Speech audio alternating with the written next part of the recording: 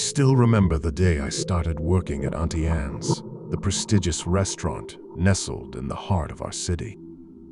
The place was an elegant mix of old-world charm and modern sophistication, known for its sumptuous menu and impeccable service. But beneath the facade of polished cutlery and gleaming chandeliers lurked something far more sinister than I could have ever imagined. It was a crisp autumn evening when I received the call that changed my life. My friend Sarah, who had been working at Auntie Anne's for years, told me they needed a new server urgently. It was a job I couldn't refuse, given my dwindling bank balance and growing desperation. Little did I know, it would be a decision I would come to deeply regret. The restaurant's exterior was a vision of opulence, with its grand entrance adorned by tall, ornate doors.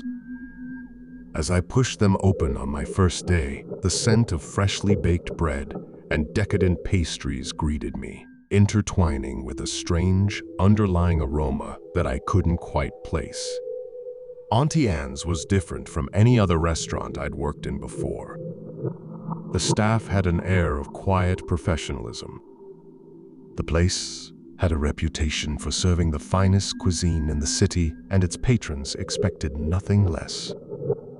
My job was simple enough: take orders, deliver food, and ensure the guests' needs were met. But it wasn't long before I realized that there was something profoundly unsettling about Auntie Anne's.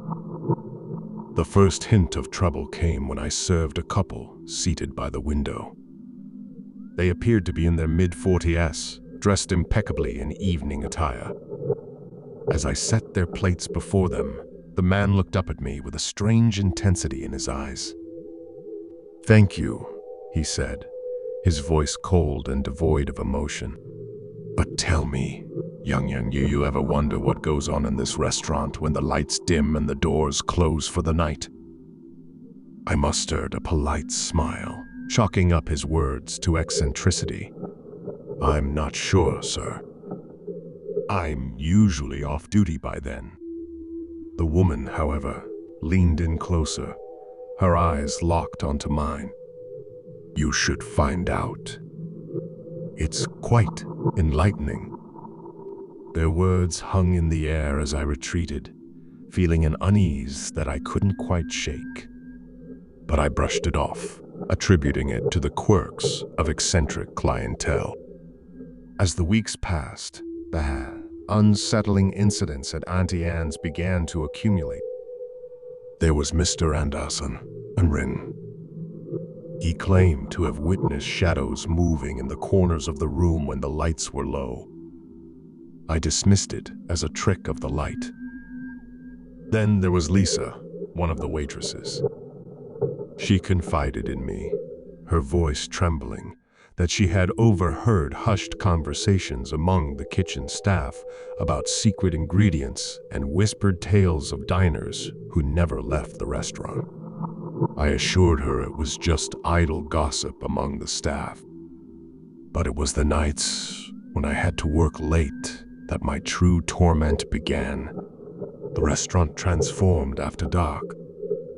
The once warm and inviting atmosphere took on an eerie quality, and the murmurs of the patrons seemed to carry a sinister undertone. The soft jazz music that had once been soothing now sounded like a haunting melody. One night, I was clearing a table in the corner when I heard a faint, guttural whisper. I froze, looking around, but the other servers carried on as if nothing had happened. I told myself it was just my imagination playing tricks on me. Then, there was the incident with the painting. It hung in the hallway leading to the restrooms, an exquisite portrait of Auntie Anne herself. Legend had it that she had founded the restaurant decades ago, but no one seemed to know the real story. As I passed the painting one night, Auntie Anne's eyes seemed to follow me, her smile turning into a malevolent grin. I blinked, and the painting returned to its serene state. My heart pounded in my chest as I hurried away. But the most chilling experience came when I was asked to work the late shift alone. The manager, Mr. Roberts, insisted it was just for one night, as he was short-staffed due to illness. I couldn't refuse, given my need for the job. The restaurant was nearly empty when I locked the front doors behind the last departing guests. I made my rounds, checking the dining area and the kitchen. Everything seemed normal until I stepped into the wine cellar. The cellar was a dimly lit room, lined with racks of fine wines and spirits. But as I descended the stone steps, the air grew frigid and the lights flickered ominously. That's when I saw her. Auntie Anne herself stood at the far end of the cellar, her once elegant attire tattered and decayed. She was whispering to herself in a language I couldn't understand, her eyes vacant and hollow. I couldn't move, couldn't speak, as her gaze fixed upon me. Then, with an unsettling grin, she beckoned me closer. It was as if an invisible force compelled me to obey. I took hesitant steps towards her, my heart pounding like a drum. As I drew near, she reached out her hand and touched my forehead. I felt a searing pain, as if my very soul was being pulled from my body. Visions of the restaurant's dark secrets flooded my mind, patrons who had dined here for decades, trapped in a twisted cycle of gluttony and despair, their life forces drained to sustain them. Restaurant's macabre existence. I stumbled back, gasping for air, as Auntie Anne's form disintegrated into a cloud of darkness, dissipating into the cellar's shadows. I rushed out of the cellar, my legs trembling, and locked the door behind me. I knew then that I had to escape Auntie Anne's, but the restaurant had other plans. The door to the outside world seemed to have vanished, replaced by an endless corridor of mirrors that reflected my own terrified face back at me. I ran down the corridor, my footsteps echoing in the infinite space, but I couldn't find an exit. Hours turned into days as I wandered through the never-ending maze of mirrors, my sanity slipping away. The haunting whispers grew louder, and I could feel the malevolent presence of Auntie Anne closing in on me.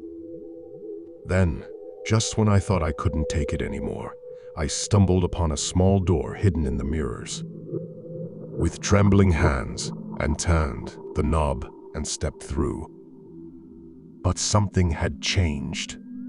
The restaurant was filled with grotesquely twisted figures, their faces contorted in agony as they feasted on a never-ending banquet. Their hollow eyes turned to me, and they beckoned me to join them.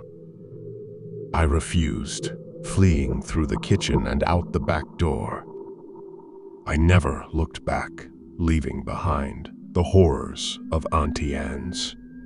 To this day, I can't forget the twisted nightmares that haunt my sleep, the whispers that still echo in my mind. Auntie Anne's may have appeared prestigious, but beneath its polished surface lay a darkness that no one should ever have to experience. So, if you ever find yourself walking past that grand entrance with the ornate doors, heed my warning and keep walking. For the horrors that lurk within Auntie Anne's are far more sinister than any of us could ever imagine, and once you enter, you may never leave again.